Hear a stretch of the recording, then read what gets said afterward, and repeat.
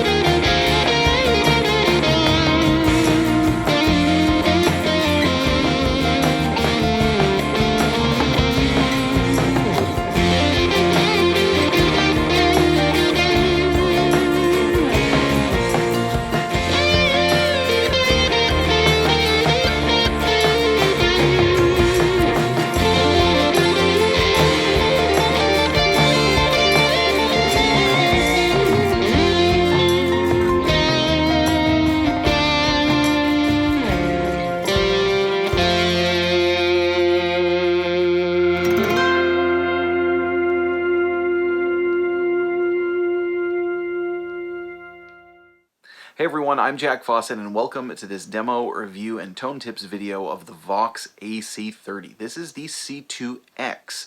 This is the highest end of the standard AC30 model that Vox uses, and this one particularly has the kind of cool Tolex with the patterned coating and things, and it does have the Alnico Blue speakers. AC30 is an amp that I probably have more experience with than almost any other amp, with the exception of a few. I have a long love-hate relationship with the Vox AC30. Now, when I talk about this, I am talking about the modern Vox AC30. My first AC30 was the CC2 with the Wharfdale speakers, and then I have owned two other AC30 C2s, each of those which had the greenback speakers, and have experimented with other speakers in all of them. This is actually the first one that I have owned with the Alnico Blue speakers, although I did have a Vox hand-wired AC15 with the Blue speaker. I've played a lot of Vox amps. Vox amps were ones that I really pictured myself playing, particularly in an early stage of my live and recording career, so to speak. And when I was playing in original bands, I used a Vox AC30 extensively. Here's the thing about them. Do they have a unique sound? Yes. Could they be better? Yes. Are they good amps? Yes. Is it hard to find a good tone out of them? Sometimes. They're very different. I think one of the real things about this is, yes, it is a good amp. There are a few things that hold me back from it, and there are things that have made me always move on from the AC30s that I've had, but then oddly there's something about them that always kind of brings me back to them.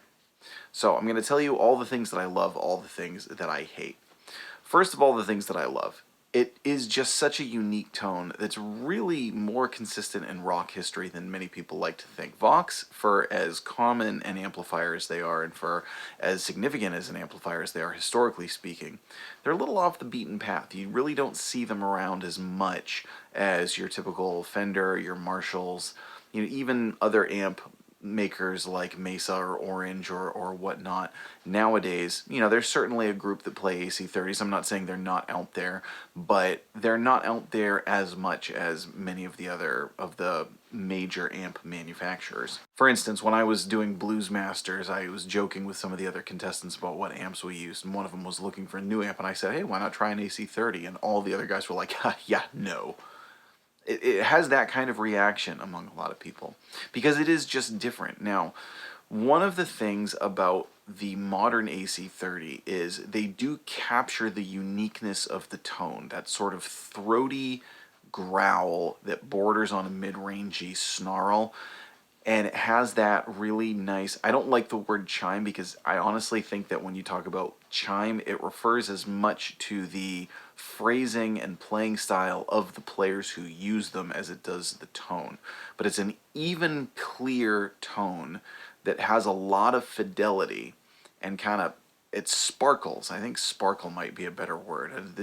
Feel free to let us know in the comments what word would you use to describe other than chime. The thing about the modern AC30s is that they're frustrating because I feel like they're not as good as they should be. Despite the fact that they do that unique tone pretty well, and in many recording, performing contexts it really does come across, as far as the feel goes and as far as dialing it in goes, they're kind of limited and the feel is a little... I never quite feel comfortable playing them except in certain settings. They're not an amp you can just plug into and sort of just feel like kind of comfortable in that sync. Let's talk about it in terms of depth of tone, right? So with depth of tone, you've got kind of the up here. This is like where your attack and the punch of your notes are. Very, very present. And that's where a lot of the character is that's good about them. The deep part of your tone, I'm not talking about the bass, I'm talking about this tone this way. The deep part of your tone there is kind of flubby, and there's like a lower mid thing going on that you can't quite escape. Now here's where it really gets tricky. In here, there's not a lot going on. There's kind of this top end that punches at you, and then there's this deeper thing that's happening that's not as great, but there's not an awful lot in between them. It's not like a Fender amp where you feel like you can just dive right into the tone, or even a Marshall amp that, while it has that kind of upper mid-rangey punch, there's still something like this going on. The Vox amp just has this feeling that is never quite right for me. And from what I've seen over the years, and I don't have official information on this, but it seems to me like Vox has kind of been relegated to a side project of Korg, and I don't like that. Part of it is because they're just dropping a ton of money into constantly making modelers that seem like they keep dwindling down to the next lower level, because the original modelers they came out with were actually really good and ahead of their time, and then they kind of just kept regressing down into cheaper gear. Part of it is because you're spending an awful lot of money for amplifiers that are just made in China when you can actually spend similar amounts of money and get hand-wired Vox circuits from boutique builders that are much closer to what the original would have been. Again, all that being said, is this a good, reliable amp that you can get good tones out of? Yes, absolutely. And I've used them for years. And this one I think I'll hang on to because I keep going back and forth with them. And this is a nice one with the Alnico Blue speakers, which I will say do make a big difference. I think the Alnico Blue speakers are a big part of what captures the real Vox tone.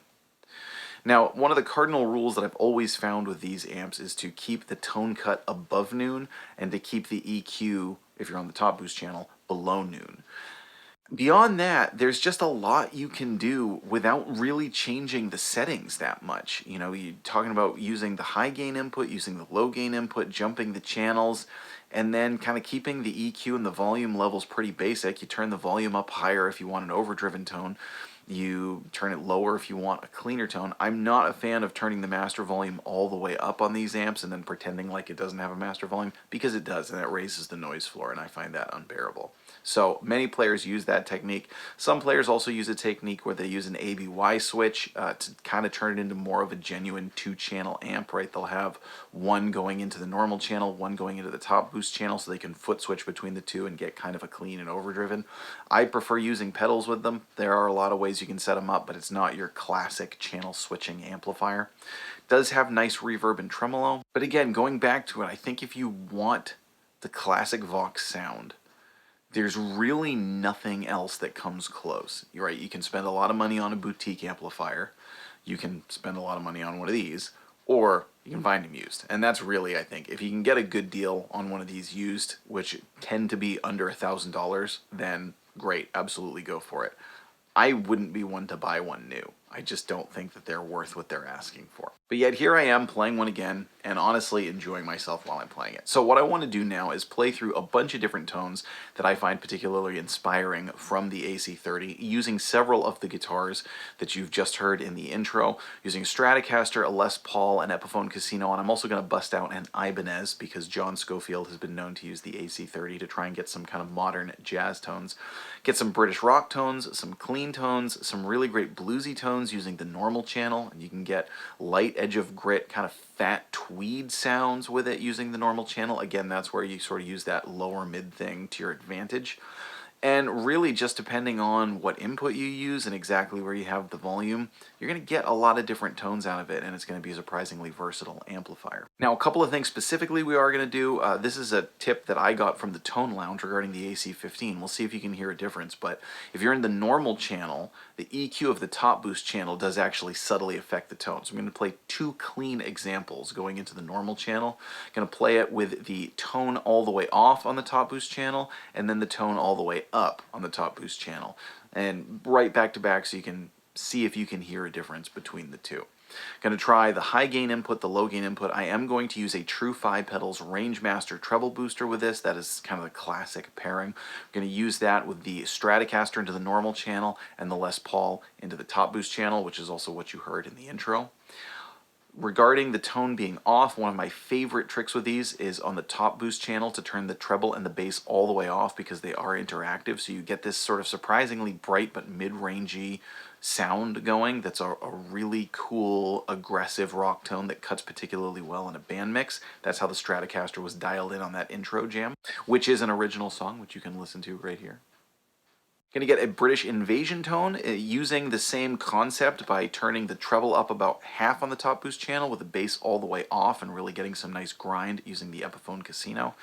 And so you'll just see there's a lot of tones that you can get out of this amplifier if you're willing to take some time with them, if you're willing to sort of dial in the EQ in wacky ways, and you will notice that I have the tone cut way up on all of these clips. Now these are all roughly at about somewhere between rehearsal and gig volume, depending on your band and depending on your situation. So that's the volume that I have it, so it's quite a bit louder than home use, but not so loud that I'm blowing the walls off. So let us know what you think. Are you a fan of the modern Vox AC30s? Which ones do you have? Have you owned multiple ones like me, or is it one that you either hard pass on, or do you absolutely love them and can't see yourself playing without them?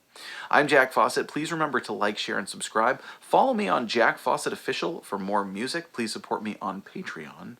I hope you enjoy the rest of the video.